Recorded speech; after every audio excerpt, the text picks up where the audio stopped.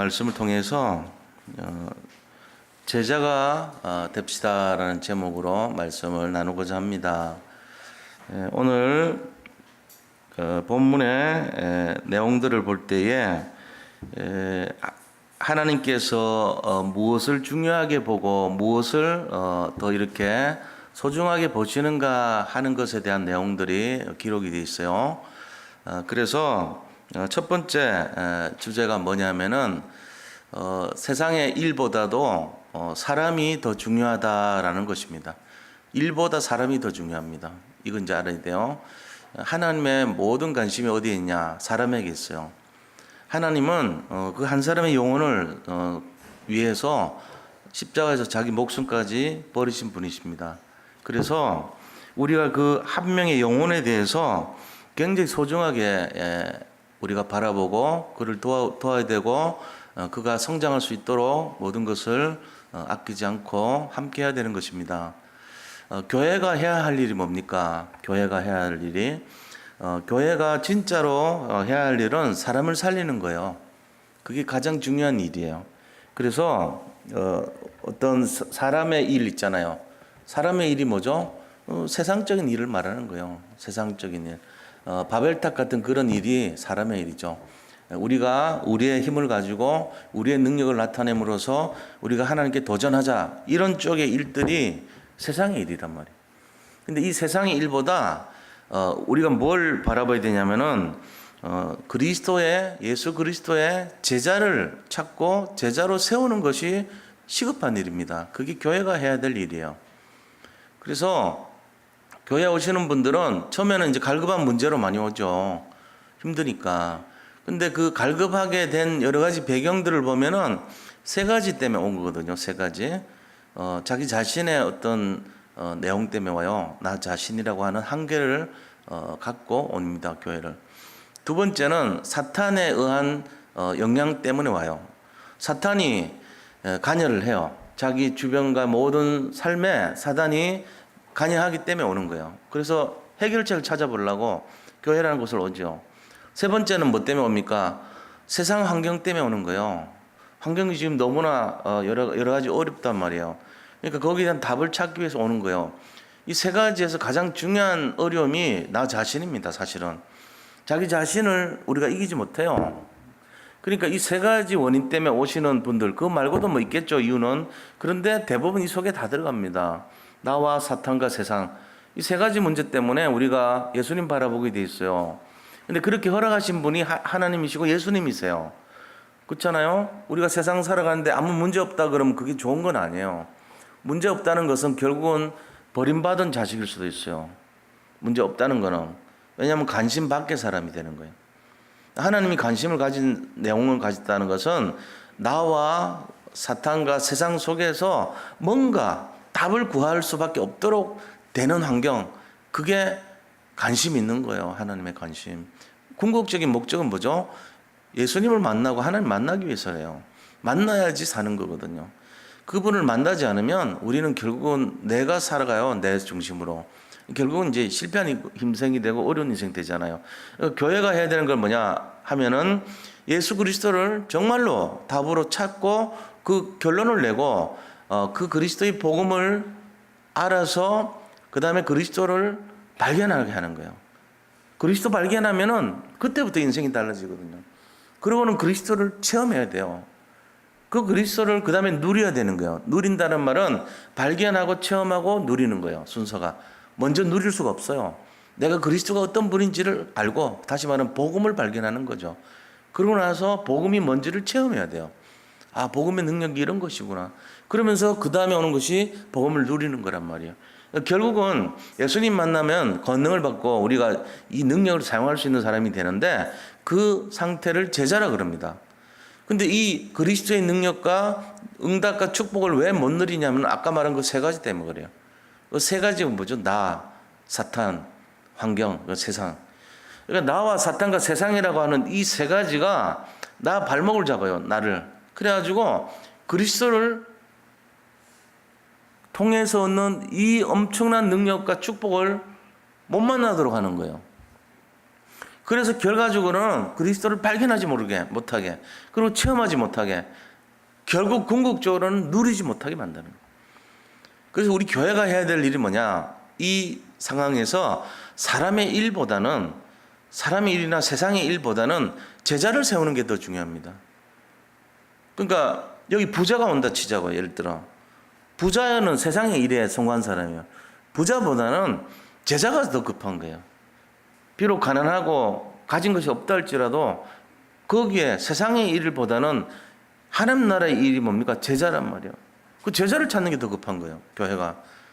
그리고 세상에 성공한 사람이 왔어요. 여기에 세상에 무슨 뭐 교수나 학자나 올 수 있잖아요. 배운 사람도 올 수 있고. 그거 집중하면 안 돼요. 그거는 외형적인 거잖아요. 그 세상의 일보다는 그리스도가 원하는 일, 제자를 세우는 게 더 중요한 거예요. 그게 시급한 거예요. 우리가 이거 놓치면요, 교회가 교회 되지 않습니다. 교회 본질 다 잃어버립니다.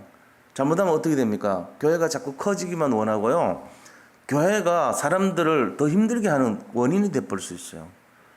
교회 본질이 그런 게 아니에요. 교회는요, 사람 살려야 되는 것이고 제자 세우는 것이에요. 거기에 관심을 둬야 돼요. 세상 일 관심 두는 게 아니에요. 제자를 세워야 돼요. 제자를 찾는 게 아니고 세우는 겁니다. 제자는 이미 와 있어요. 여기 오신 분들은 거의 제자라고 보시면 돼요. 그러나 지금 아직은 헷갈릴 뿐이지 제자예요. 다 제자 아니면 어떻게 합니까, 교회를? 제자. 하나님께서 진짜 기뻐하시는 제자들. 그 제자들이라는 것은 결국은 뭔 얘기냐면은 하나님의 뜻을 헤아리고 뜻대로 살아가기를 소망하는 자들이 제자예요. 여기에 모임이 바로 우리 예배자들이란 말이에요. 그래서 옛날에도 번제라는 게 뭡니까? 번제. 제자들의 삶의 모습이 번제란 말이에요. 바로 그리스도를 믿는 삶의 모습이잖아요. 홀 번트 서비스라고도 할 수 있고 오프링이라 할 수도 있어요. 근데 오프링이죠. 구약 개념으로는 오프링이라는 건 뭐냐? 드린다 이 말이에요. 그러니까 내 모든 것을 태워서 드린다 이 말이에요. 홀 번트 오프링. 그게 번제예요. 뭔 뜻이에요? 내가 가진 모든 것을 주님 앞에 태워가지고 드린다 이 말은 완전한 헌신, 완전한 순종, 완전한 결단 이런 걸 말한 거예요. 그래야지 제자죠. 그게. 거기에서 뭐가 찾아지는 거예요. 근데 우리가 오해하는 게 그 사람들의 능력이 하나님 필요합니까? 과연? 필요하지 않습니다. 그럼 뭘 원하시는 거죠? 하나님은 우리의 순종하는 마음을 원하시는 거죠. 중심을 원하시는 거지. 뭐 우리가 갖고 있는 그 눈깔 사탕 조그마한 거 하나 주고 그런 개념밖에 안 돼. 이 지구 전체를 창조하신 분이 하나님이신데 그분이 뭐가 아쉬워서 우리 것을 요구하겠어요? 그렇지 않습니다. 교회도 마찬가지입니다.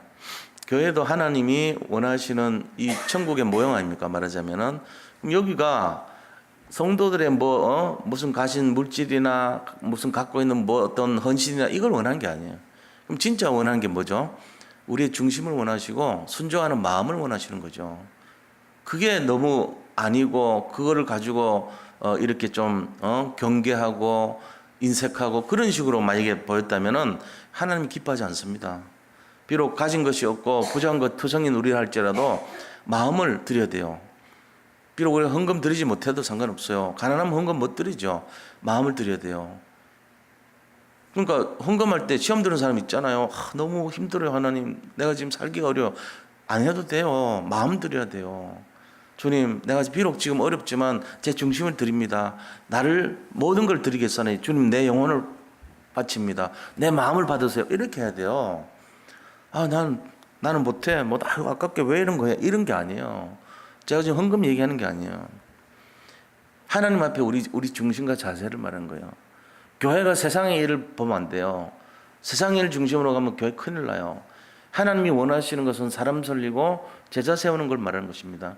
오늘 주제가 뭐냐? 이 35절에서 51절까지 전체 주제가 뭐냐? 제자를 세우는 거예요.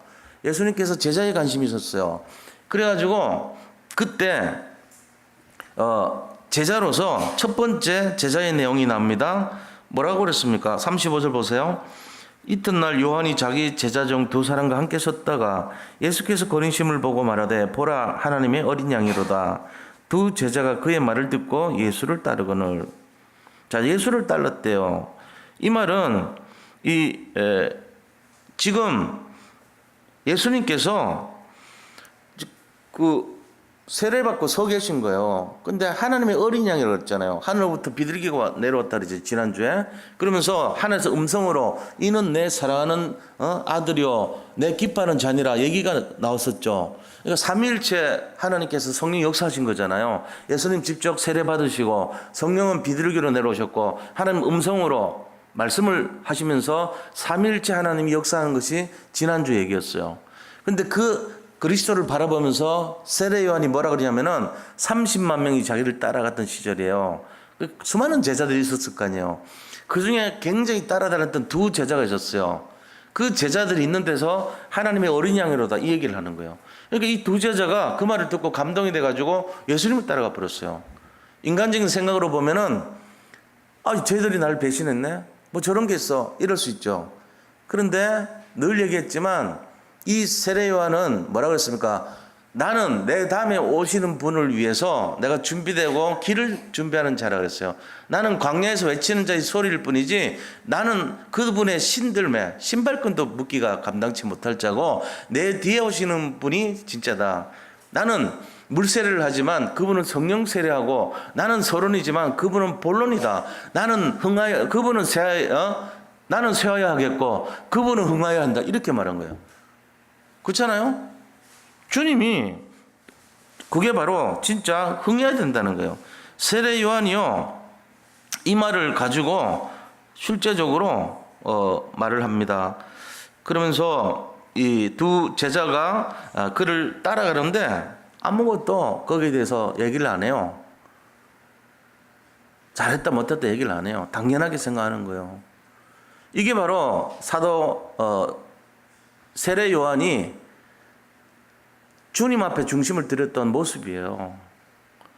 주님의 길을 예배하러 왔다는 거잖아요, 확실하게. 그러면서 그거 따라가는데 이 제자 두 사람이 누구냐? 안드레는 여기 기록이 되어 있어요. 지금 안드레는 그러면서 예수께서 말하는데 이 안드레가 자기 형한테 갑니다. 자기 형이 누굽니까? 베드로입니다. 베드로에 가가지고 형, 나 오늘 메시아 봤어. 그분 만났다니까? 형도 같이 가! 하고 데려가요. 안드레는 가족 구원을 한 최초의 전도자였어요. 그렇잖아요? 그때 당시 안드레에 대해서 별로 아는 사람이 없었던 시절이에요. 근데 요한복음에서 1장에 왜 이렇게 안드레를 계속 부각을 시키고 기록을 했냐면은 바로 이 요한이 여기서 말하는 요한은 사도 요한입니다. 이 글을 쓴 작가 요한이란 말이에요. 그러니까 요한복음의 저자인 요한과 안드레는요 굉장히 친했어요. 그러니까 피를 나눈 형제보다도 더 진하게 친한 거예요. 그런데 자기가 볼 때는 이 안드레가 별로 뭐 모른단 말이에요, 사람들이. 그러니까 안드레가 최초의 전도자고 안드레가 훈련받은 자고 안드레가 미리 교육받은 자고 이거를 부각시킨 거예요. 안드레, 우리가 생각할 때 안드레 뭐 잘 모르잖아요. 안드레가 어떤 사람인지. 그렇잖아요? 안드레가 최초의 전도자였습니다. 베드로보다도 더 훈련받았던 사람이에요. 사실은 누구에 의해서요? 세례 요한에 의해서요. 세례 요한을 따라갔던 수제자예요. 안드레는. 그리고 같이 따라갔던 자로 기록 안 됐습니다. 여기는 나머지 두 사람인데 누군지는 말 안 해내요. 안 해놨어요. 근데 신학자들이 전부 다 추측하기를 사도 요한이다. 오늘 이 글을 쓴 요한이 바로 두 번째 제자다. 이렇게 기록합니다. 그러니까 안드레하고 요한이 예수님의 첫 두 제자였어요. 근데 이들은 둘 다 전도자입니다. 안드레는 누구를 전도합니까? 베드로를 데려와요. 요한은요 자기 형 야고보를 데려옵니다. 이 요한과 야고보는 누굽니까? 세베대의 아들이라고 그랬어요. 이들은요 같은 고향에 살았어요. 벳세다라고 하는 곳에. 벳세다라고 하는 것이 어디입니까? 마태복음 11장 21절 보면은 너 고라시나 너 벳세다야 너희가 이 마지막 때 예수님께서 너희에게 이 두로와 시돈에 베풀었던 너희에게 한 말을 두로와 시돈에게 베풀었으면 그들이 벌써 죄를 뒤집어 쓰고 회개했을 것이다. 그들이 훨씬 너희들보다 더 복음 깨달을 거야. 이렇게 말할 정도로 완고한 지역의 사람이에요. 가장 어렵고 힘든 지역 있잖아요. 동삼제일교회가 그 땅에서 시작됐죠. 저 동삼동, 그죠? 부산에 이 태종대 옆에 그쪽, 부산 있는 그쪽에 완전 거기 구터였어요. 거기서 시작됐잖아요, 교회가. RUTC 있는 그 우리 덕평이 어딥니까? 태백산 줄기에서 내려와가지고 그 무당들 모여서 구터예요, 거기가 전부. 거기에 신학교 세워지고 거기에 사람들 세워진 거예요. 영적인 흐름으로 보면은 흐름이 완전히 바뀐 것이죠. 지금 베세다라고 하는 것은요, 고라시나 베세다야, 너희가 마지막 때에 너희에게 행한 이 복음을 두로와 시돈이 뭔지 아세요? 의미가? 두로 시돈 의미가 뭡니까? 바알 아세라의 본산지예요.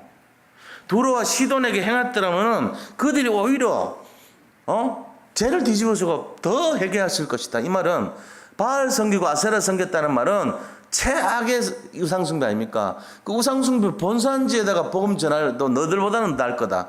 이런 얘기한 거예요. 베세다라고 하는 것이 그렇게 안 좋은 터인데 거기에서 누가 나왔죠? 3명이 나왔어요. 야고보, 요한, 안드레, 베드로 4명이, 그것도 12제자 중에 4명이 여기서 나왔다니까. 그 땅에서, 그 터에서 이 말이에요. 너희들이 그렇게 완고한 곳에서 이 복음이 나왔잖아요. 근데 그 4명이 어떤 사람이죠? 제자입니다. 예수님의 제자였어요. 이상한 제자가 아니고 수제자요. 그래서 흔히 말하기를 안드레, 베드로, 요한, 야고보. 안드레는 빠져 이상하게. 이 베드로, 요한, 야고보를 예수님의 3대 수제자라고 합니다. 저 출신이 어디입니까? 베세다라는 곳이에요. 베세다가 어딘데요?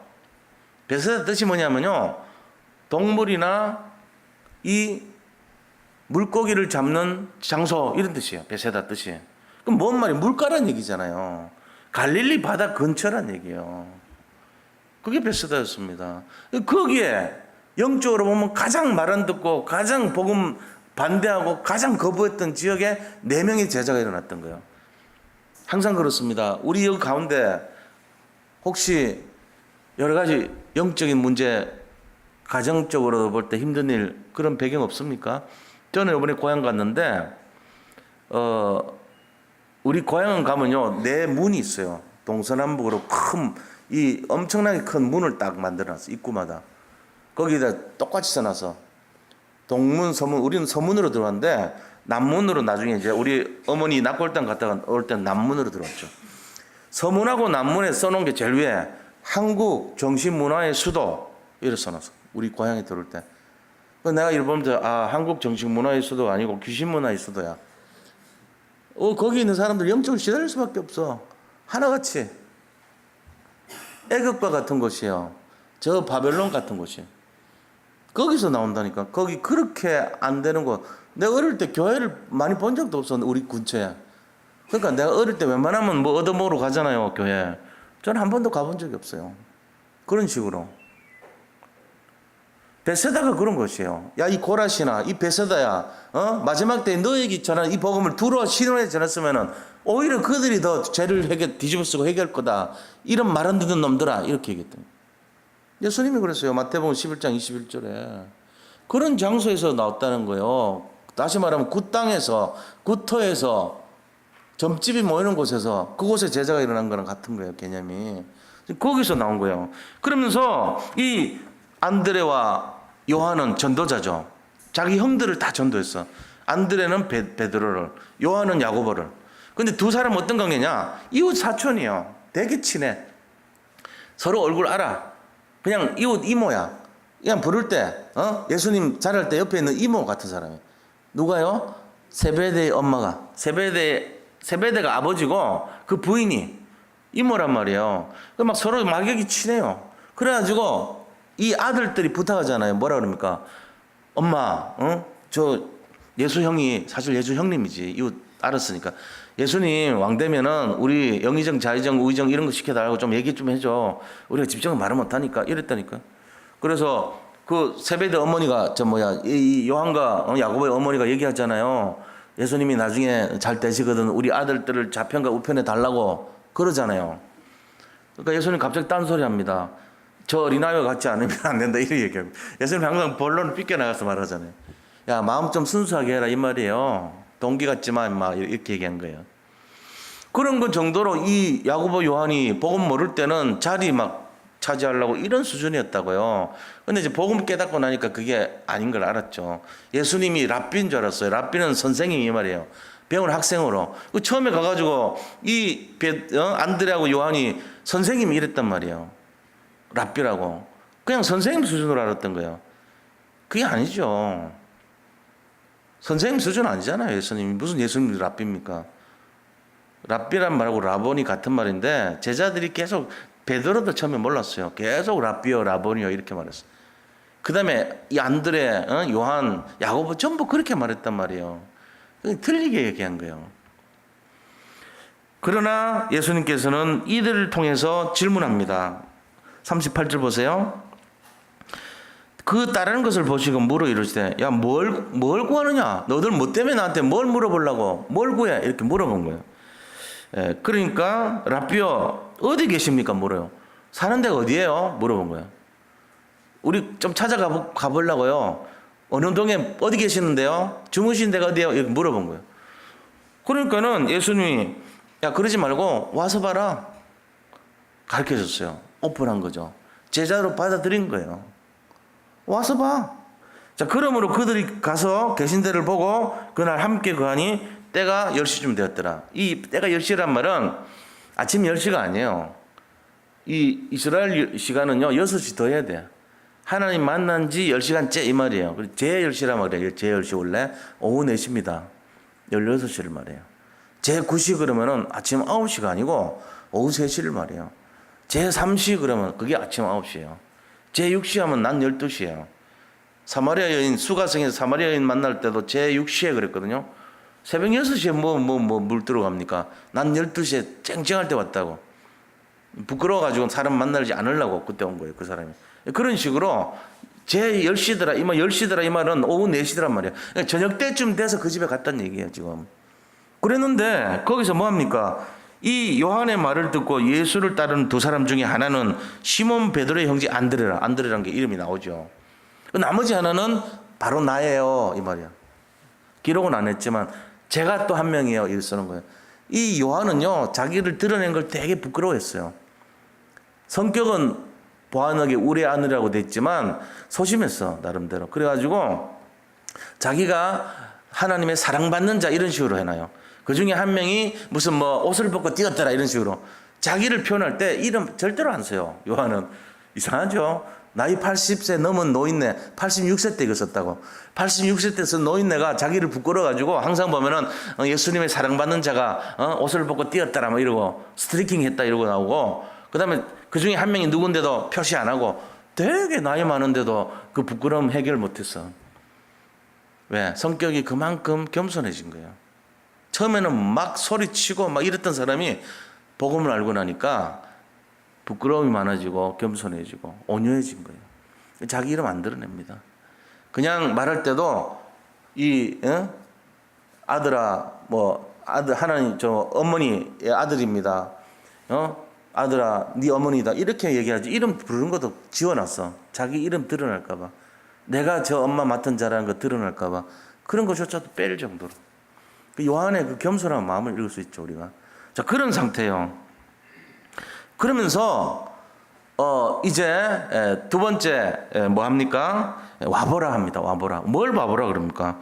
이 어디 계시냐 물을 때 와보라 그런 거예요.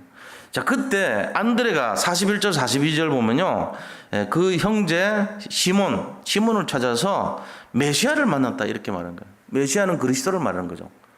메시아라고 하는 것은 마시아라고 하는 기름을 붓다, 물을 붓다 이런 마시아에서 온 말이에요. 기름 부음 받은 자, 그게 메시아예요. 그리스도는요, 크리오라고 하는 기름 붓다, 그 말에서 나온 말인데 역시 그리스도 하면은 기름 부음 받은 자는 뜻이에요. 그럼 하나는 이스라엘 말, 히브리 말이고 하나는 헬라 말입니다. 그리스 말입니다. 그러니까 우리가 이런 내용이 같은 말인데 이 내용 속에서 메시아라고 하는 의미는요, 구약 시대 때 모든 이스라엘 사람들이 우리를 살릴 뿐으로, 우리를 해방시킬 뿐으로, 이 로마의 압박에서 우리를 건지실 뿐으로 그동안 수많은 선지자들과 수많은 이 예언자들에 의해서 기록되어 왔던 그분이에요. 시편과 선지자들과 이 모세 모든 율법에 기록된 그 말씀, 그게 그리스도에 대한 내용이거든요. 그게 메시아에 대한 내용인데 그분을 내가 봤다는 거예요. 그러니까 어마어마한 거 아닙니까? 그죠? 그러면서 이 예수님을 만납니다. 와보라 했을 때 그냥 온 게 아니고 형을 데려왔단 말이에요. 자기 형제를 구원했다는 말은 가족 구원을 했다는 얘기죠. 그런데 뭐라고 얘기하고 데려왔냐면은 그분이 메시아였다는 거예요. 그러면서 데려왔어요. 우리도 지금 뭐라고 전합니까? 사람 복음 전할 때 예수님이 그리스도라 그러고 전하잖아요. 우리가 전하는 핵심이 그거예요. 예수님이 그리스도다 이 말 하잖아요. 다시 말하면 예수님이 메시아예요 이렇게 하고 전하잖아요. 우리가. 그럼 메시아가 뭐냐? 우리 모든 영혼육의 문제를 해결하신 분이란 뜻이잖아요. 그렇잖아요. 마귀 문제, 죄 문제, 하나님 떠난 문제를 해결하시는 분이란 뜻이에요. 근본 세 가지 문제, 3 저주를 해결하신 분이란 뜻이에요. 그게 메시아예요.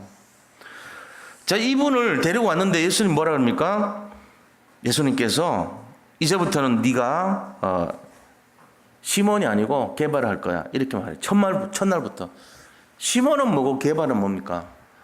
쉽게 얘기하면 시몬은요, 순종이라는 뜻이에요. 순종. 니는 이제부터 순종이라 하지 말고 게바, 돌이라고 돌. 한국말로 하면 바우, 이런 게 바우. 너는 이제부터 바우라 해라. 이게 아람어거든요. 아람어. 게바란 말은. 아람이라는 말은 지금 시리아를 말해요. 시리아하고 이스라엘 말하고 좀 비슷해요. 히브리 말하고 아람어랑 좀 닮은 게 많아요. 근데 성경에 아람어가 덜어 나와요. 엘레리 라마 사박다니 이런 거. 그 다음에 달리다굼 이런 말. 그 다음에 에바다 이런 말. 그리고 오늘 여기 나온 베드로 이런 말. 게바 이런 말. 이게 전부 아람어예요. 예수님이 아람어를 많이 알았던 이유가 뭐냐? 북쪽에 살았거든. 다시 말하면 북쪽이란 말은 저 시리아 접견 지역, 다메섹 접견 지역에 예수님이 살았단 말이에요. 갈릴리 호수 주변에. 그러니까 그 언어에 되게 많이 이렇게 섞여 있는 거예요, 예수님이. 그런 말씀을 쓰신 거예요. 그러면서 하는 말이 너는 앞으로 돌이 될 거다. 견고한 믿음의 사람이 될 거다. 이렇게 얘기하는 거예요. 이 베드로가 찾아갔을 때 시몬이라는 말은요. 시몬의 뜻이 어떤 뜻이냐면은 좀 우유부단한, 그 다음 흩날리는 알갱이 모래 이런 뜻도 있어요. 모래와 같이 이렇게 바람에 흩날리는 그런 우유부단한 이 맛도 있어요. 순종이란 말이 겁이 나니까 수그리는 게, 엎드리는 게, 숙이는 게 그게 순종 아닙니까? 순종의 의미가 복날하고 똑같아. 복날. 복자도 엎드릴 복자거든. 그날은 엎드려 있고 나가지 말라는 거예요. 우리는 뭐 고기 먹는 날로 하는데 그게 아니야. 삼가 조심하는 날 뜻이에요. 왜? 날씨가 너무 더우니까 어디 돌아 싸돌아하지 말고 집에 있으라. 이게 복날이라고. 똑같아 이게. 이 뜻이 그런 것처럼 야, 네가 좀 우유부단하고 겁이 많으니까 네가 그냥 순종해라. 이게 같은 의미라고. 순종이란 게 숙이고 있는 게 순종 아닙니까? 그런 의미가 베드로예요. 게바예요. 시몬이에요. 그 시몬의 의미는 굉장히 연약한 의미예요. 믿음도 약하고 뭔가 우유부단하고 환경에 흔들리고 뭔가 사건 문제 막 요동치고 이런 상태가 시몬이에요. 근데 네가 이제 시몬이 아니고 게바가 될 거야. 이 말은 네가 이제 견고한 돌멩이처럼 믿음의 사람이 될 거고 굳건하게 될 거고 너 결론난 사람 될 거야. 이렇게 예언하는 거예요. 예수님이 딱 보자마자 그렇게 했단 말이에요. 예수님의 관심이 어디 있습니까? 예수님의 관심은 제자였습니다. 네가 제자가 될 거야 이 말이에요. 네가 지금까지 세상에 살았던 거 아니야. 너 제자가 될 거야. 이거 딱 얘기한 거예요. 자, 세 번째입니다. 우리가 여기에서 알아야 될 게 뭐냐? 제자를 찾아야 돼요. 지금 안드레도 자기 형 베드로 데려왔죠. 그죠? 그 다음에 뭡니까? 이 요한도 자기 형 야고보 데려왔죠. 근데 예수님 직접 부른 사람이 있어요. 성경에서 12제자 중에 빌립입니다. 빌립이라는 사람을 불렀어요. 오라 그랬어요. 그러면서 뭐라 그럽니까? 야, 너 이제 나를 따라와. 세상에 고기 낚는 사람 낚는 어부가 되게 할 거야. 베드로 부를 때 그렇게 했듯이 이 빌립을 가지고 데려오라 그런 거예요. 나를 따르라 그랬습니다. 43절 보세요. 이튿날 예수께서 갈릴리로 나가려 하시다가 빌립을 만나 이르시되 나를 따르라 그랬어요. 그러니까 이 베세다 지방에 있는 사람이 5명이에요. 사실은 바돌로메까지 나다나엘까지 하면 6명이지. 자 보세요. 44절에 빌립은 안드레와 베드로와 한 동네 베세다 사람이라. 그러니까 형제 2명씩 4명에다가 빌립까지 5명이죠. 근데 빌립 친구가 또 누구냐면 나다나엘이에요. 6명이란 되는 사람이 12제 중에 반이 베세다라고 하는 중심의 사람이라니까. 그러니까 엄청난 그 땅에서 엄청난 제자들이 나온 거예요. 이게 왜 그런지 잘 보셔야 돼요. 하나님의 원리입니다. 우리 인생이 완전히 막 구터같이 막 흑암 가득한데 막 온갖 문제가 내 삶에 가득가득한데 하나님은 그 반대 급부를 준비해 두시는 거예요. 우리 인생의 반대 급부가 뭡니까? 세상 살리는 사람, 이 모든 걸 해결할 수 있는 능력을 가진 사람으로 준비하신다는 거죠. 이게 메시지예요. 아 그렇구나. 왜 이렇게 힘든가? 내 인생은 왜 이렇게 어렵나? 하늘마다 왜 갈등이냐? 이유가 있어요. 세상 살리라고요. 준비시키는 거예요. 연단하는 거예요. 환난은 인내를 낳고 인내는 연단을 낳아서 연단을 쌓아서 그 다음에 뭐 하죠? 소망에 이르게 함이니라고 했습니다. 환난을 우리가 실험하면 안 돼요. 환난 때문에 사람들이 인내하게 되잖아요. 인내하면서 뭐가 생기죠? 근육이 생기는 거예요. 무슨 근육요? 세상에 사람 살리는 근육이 생기는 거예요. 그게 연단이라 그래요. 연단을 쌓아서 그 다음 뭡니까? 사람을 살리는 소망이 생기는 거예요. 그거 우리가 원리예요 이게. 근데 대부분 사람은 편한 길, 넓은 길, 글로 가려고 그러지. 편한 길, 넓은 길. 그거 하면 안 돼요. 그러면 뭐가 연약해지죠. 사람이 아무 쓸데없는 사람 돼버려요. 어디를 사람 붙여줘도 살리지도 못해. 어디다 갖다 놔도 그 사람 맨날 환경에 눌린 사람 돼. 하나님 축복을 주려고 해도 힘도 못 받아. 힘 받을 그릇이 안 되니까. 사이다 그릇 뚜껑에 그 뭐 담을 게 있어요. 그런 수준 돼버린다. 우리가 이걸 잘 알아야 됩니다. 그래서 하나님께서 예수님께서 우리에게 만남을 축복을 주실 때 뭐라고 얘기합니까? 와보라. 그리고 또 뭐라고 합니까? 나를 따르라. 이렇게 말씀하신 거예요. 와보라. 나를 따르라. 이게 예수님이 하신 말씀이에요.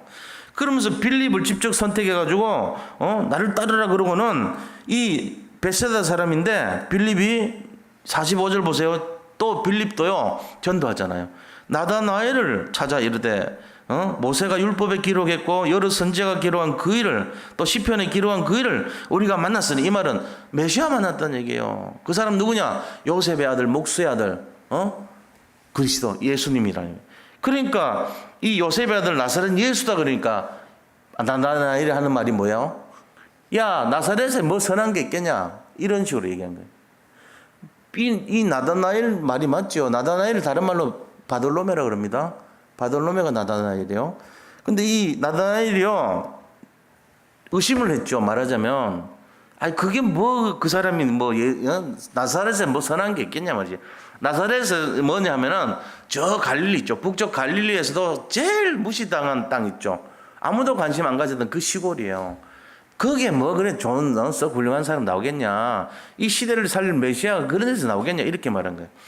근데 이게 몰랐던 게 호적하러 베들레헴에 갔던 걸 몰라요. 떡집 베들레헴. 제가 저번에 예루살렘이라고 잘못 몰랐어. 베들레헴에 갔던 거예요. 베들레헴은 누구 고향이죠? 다윗의 고향이에요. 이세 고향. 다윗이 태어났던 그곳에서 요셉이 태어났던 거예요. 거기에 목수 요셉이 그 아들이 예수님으로 오신 거 아닙니까? 이게요 미가서 5장 2절에 너 베들레헴아 이러면서 예언이 됐던 땅이에요. 근데 거기서 오실 줄 몰랐지. 그러니까 나사렛에서 뭐 귀한 게 나오겠냐 이러고 무시했어요 예수님을. 근데 나중에 나다나엘이 바뀝니다. 어떻게 바뀝니까? 제자가 돼버려요. 말하자면 나다나엘이요 이렇게 해놓고는요 예수님 알고 났어요. 47절에 보세요. 예수께서 나다나엘이 자기에게 오는 것을 보시고 그를 가리켜 이르시되 보라 이는 참으로 이스라엘 사람이라 그 속에 간사한 것이 없도다. 얘는 진실한 사람 맞다는 거예요. 예수님이 나다나엘을 인정해 준 거 있죠. 부정적인 나다나엘을요 장점을 얘기해 준 거예요. 그리고 나다나엘이 말합니다. 예수님 만나고 나서 어떻게 나를 아십니까? 그러면서 예수님이 빌립이 너를 부르기 전에 네가 뭐하거나 뭐하러 있을 때 보았노라. 뭘 했는지는 몰라요. 뭘 하고 있는지는. 근데 추측권 때 하나님과 교제하는 사람일 수도 있어요. 왜? 유대인이니까요. 하나님을 알잖아요. 그러니까 하나님을 묵상하고 하나님의 뜻을 생각하고 하나님의 말씀을 묵상했을지도 몰라요. 구약의 말씀을. 나다나엘이 어떤 사람인지는 우리가 모르지만, 그러나 그는 처음에 하는 말은 부정적이었지만요, 변화됩니다. 예수님 만나고 나서 어떻게 변화됩니까? 49절에 말합니다. 나다나엘이 대답하되 랍비여, 당신은 하나님의 아들이시오, 당신은 이스라엘의 임금입니다. 이렇게. 당신은 하나님의 아들이시고 임금이다 그랬어요. 왕이라는 거예요. 왕적 권세, 선지자적 권세, 제사장 권세 중에 왕이라는 거예요. 당신은 왕이십니다. 당신은 하나님의 아들이십니다. 딱 완전히 복음을 얘기해버리죠. 신앙 고백해버린 거 있죠. 그 부정적이던 나사렛에서 뭐 선한 게 있겠냐 이런 사람이 예수님 만나고 나자 변화돼 버린 거죠. 최고 고백을 한 거예요. 우리가 이 일을 통해서 예수님 말씀하십니다. 50절에 예수께서 대답하여 이르시되 내가 너를 뭐하거나 뭐 아래서 보았다 함으로 믿느냐. 이보다 더 큰 일을 볼 거자. 내가 네 과거 현재 미래 맞췄다고 네 그것 때문에 믿는 거 되면 안 돼. 앞으로 너들이 상상치도 못할 일이 일어나. 이 얘기한 거예요. 그게 뭐죠? 지금 우리가 겪고 있는 이 일들이에요. 전 세계로 복음이 퍼진 이 일. 그걸 나다나엘이 알았겠어요? 모르니까 랍비어 그랬지. 모르니까 자기를 그 알았다고 이제는 막 신앙 고백하죠. 진짜 알았으면 까무러쳤을 거예요. 내가 어떻게 당신의 제자가 됩니까? 감히 이랬을 겁니다. 바뀐 거예요. 그러면서 51절에 진실로 너에게 이르노니 하늘이 열리고 하나님의 사자들이 인자 위로 오르락내리락 하는 것을 보리라. 이게 실제로 성취됐잖아요. 사도행전 1장 그죠? 11절에 보니까 예수님이 승천하시면서 구름을 타고 올라가시는데 거기서 위에서 뭐랍니까? 어찌하여 갈릴리 사람들아 어찌하여 서서 놀라느냐. 너희가 본 이대로 마지막 때 다시 볼 것이다 얘기했죠. 그 성취됐어요. 말씀하신 대로. 이런 것처럼 우리가 예수님께서 여기 계신 우리 모든 성도님들을 똑같이 부르셨습니다. 여기에 누구에 의해서 왔습니까? 안드레에 의해서 왔습니까? 요한에 의해 왔습니까? 아니면 예수님 직접 부르셨습니까? 아니면은 빌립에 의해서 나다나엘처럼 왔습니까? 아니면 예수님의 질문에 나다나엘 같이 예수님을 발견하고 체험했습니까? 어찌됐건 관계없습니다. 여기까지 오신 것은 하나님의 거룩하신 뜻인 걸 믿으시기 바랍니다. 우리가 진짜 관심 둬야 될 것은 세상의 일이 아니에요. 세상에서 어떤 일이 일어났건 우리는 별 관계하지 않아요. 중요한 것은 제자를 세워야 되고 사람을 살려야 되고 영적 비밀을 선포하는 거예요. 그게 교회가 할 일이고 우리가 해야 될 일인 줄 믿습니다. 그래서 결론을 말씀드리겠습니다. 결론이 뭐냐? 제자의 삶을 사시기 바랍니다. 교인의 삶을 살면 안 돼요. 교인과 제자는 틀립니다. 교인은요, 그냥 교회 왔다 갔다 하는 게 교인이에요. 복음 모르고요. 그거는 그냥 행위를 하는 거예요. 교회 가나, 그 사람이 교회 가나 절에 가나 무슨 성당 가나 똑같아. 아무런 의미가 느낌이 없어. 그런데 제자는 다르죠. 그리스도를 발견하고 그리스도 체험하고 그리스도를 누리는 사람이 제자예요. 그러면서 치유받은 사람이요. 그리고 서밋된 사람을 제자라 그래요. 이게 지금 일어나야 돼요. 그걸 하기 위해서 우리가 날마다 치료받고 치유받고 제자의 삶을 살 수 있도록 서밋 일어나야 되는 거예요. 그게 우리가 해야 될 삶입니다. 그래서 복음 안에서 복음을 완전히 발견 체험 누리는 최고의 인생 되어야 될 줄로 믿습니다. 그리고 결론 중에 결론이 뭐냐? 현장을 살리는 그런 삶을 살아야 돼요. 현장에 갈급한 사람들 많습니다. 갈급한 베드로, 갈급한 야고보, 갈급한 바돌로메, 갈급한 나다나엘 다 살렸어. 친구들이. 또 갈급한 자들 살려야 돼요. 우리가 그거 해야 됩니다. 그렇잖아요? 우리가 거기에 중심을 들이고 영혼을 바라볼 때 정말로 그 영혼을 위해서 품고 같이 기도해야 돼요. 우리에게 맡겨준 사람들 한 명 한 명이 너무나 소중합니다. 그리스도의 심장으로 이 일을 감당하시기를 축원드립니다. 우리 시간 함께 같이 기도했으면 좋겠어요. 우리가 하는 것이 아니고 하나님이 하십니다. 우리가 뭘 계획할지라도 그것을 인도하시는 분은 하나님이십니다. 우리가 교회의 본질을 회복하고 우리 자신들이 어떻게 살아야 되는지를 진정으로 회복하는 그런 일이 되기를 바랍니다. 같이